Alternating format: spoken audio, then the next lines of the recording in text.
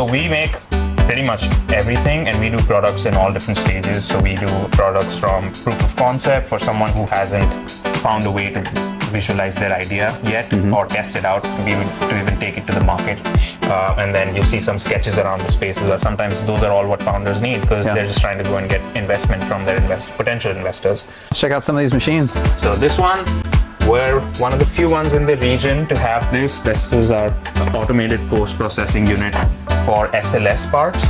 We have SLA, that's resin-based 3D printing for higher resolution prints and also for demo-ready parts. Then you have conventional FDM, which is filament-based 3D printing. And then this one is our bread and butter for 3D printing, is our SLS machine that's powder-based. And this was, for example, printed as one piece.